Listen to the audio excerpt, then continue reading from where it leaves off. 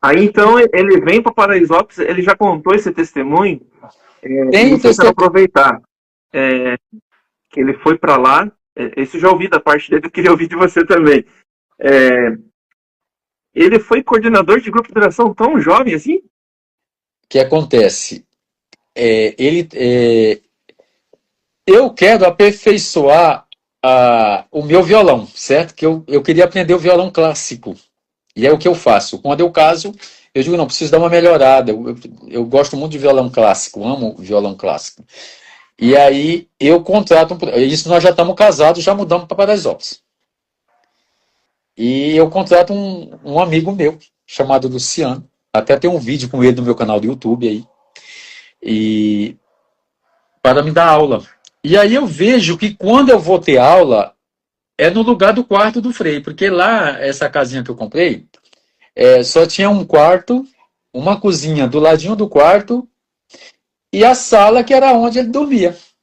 Como nós éramos em três, estava muito bom para a gente. E aí, quando o professor vinha, ficava na sala que era o quarto dele. Não cabia nenhuma cama. Na época a gente tinha comprado um sofá-cama, né? Sofá de dia e de noite, sofá-cama. Espalhava para virar cama. E aí em um desses dias, eu percebi que quando o professor estava me dando aula, ele sentou numa cadeira do lado e começou a prestar atenção. E aí, quando o professor sai, eu pergunto para ele: você não gostaria de aprender a tocar violão? Se você quiser, eu lhe ensino. Ele disse: quero. Então foi dali que eu comecei a dar aula de violão para ele. Então eu vim para Paraisópolis, mas eu continuava trabalhando em Pinheiros, e a Helena também. E aí eu passava os exercícios para ele, e quando eu chegava, ele estava fazendo aquilo ali muito rápido. Era muito rápido para ele. E nessa época eu estava no grupo de oração de Pinheiros. Então, como eu comecei a dar aula para ele, ele começou a aprender muito rápido. Naquela época estava em alta Leandro e Leonardo, né? Tava estourado Leandro e Leonardo. Então, onde você ia, tocava Leandro e Leonardo. E aí, eu passava as músicas da igreja para ele, e quando eu chegava em casa, ele estava tocando. Não aprendi a dizer adeus. Aí eu bati assim na porta. Ô Gilson, não é essa para você tocar. Você tem que decidir. Você quer as do mundo ou as de Deus? Aí ele falava, na inocência dele, falava para mim, mas essa também não fala de Deus? Eu digo, mas essa não pode, essa não é de Deus. Então aí ele começou a levar mais a sério quando eu falei isso para ele. Aí como ele aprendeu muito rápido, eu levei ele para Pinheiros, para o grupo da renovação, porque lá tinha muita criança. Então os pais não aproveitavam, porque a criança correndo no grupo de oração, aquela coisa e tal, às vezes o pai não aproveita. E aí arrumei uma salinha para ele lá em cima, e aí tinha um padrinho dele que dava os conteúdos, o Ricardo, que é o padrinho de crisma dele.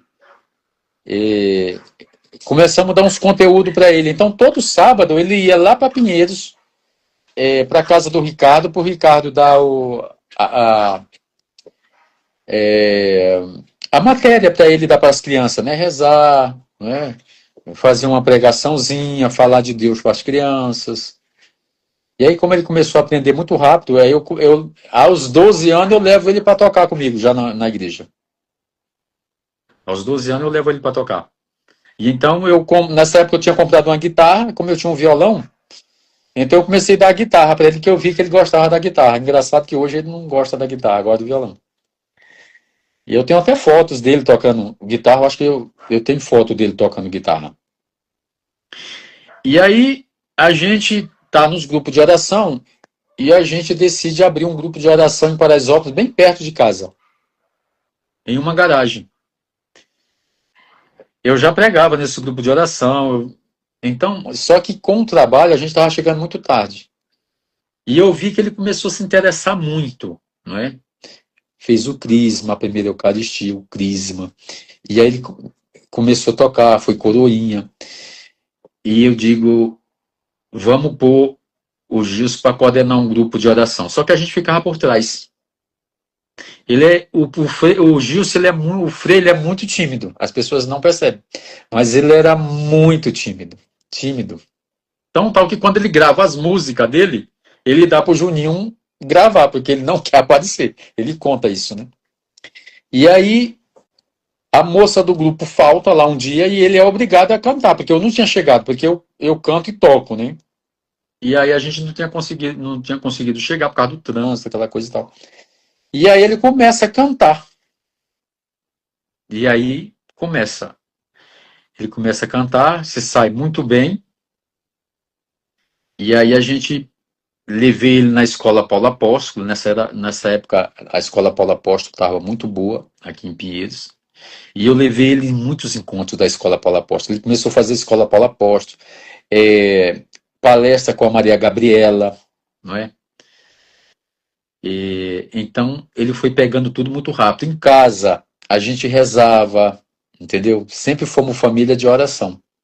Sempre rezava. Então ele cresce, quando eu caso com a Helena, ele cresce nesse ambiente de oração. Aí fortaleceu mais ele. E aí ele começa a ter um amor muito grande por Jesus Eucarístico. Um amor tão grande que o padre percebe que ele gosta tanto de Jesus, que o padre dá a chave da igreja para ele entrar a hora que ele quisesse para ficar adorando Jesus. Então é aí que ele começa. Aí ele vai para o grupo de oração, eu ensinei ele como era que fazia uma reunião de núcleo, não é? Como é que preparava o pessoal da intercessão. E aí ele começa a levar muito a sério mesmo. E ele fazia um pente fino para as pessoas que iam participar da intercessão. Não era qualquer pessoa. Se a moça namorava e estava tendo relação ali antes do casamento, então ele já falava, você não pode estar aqui. Então, tudo que ele faz até hoje é tudo muito sério.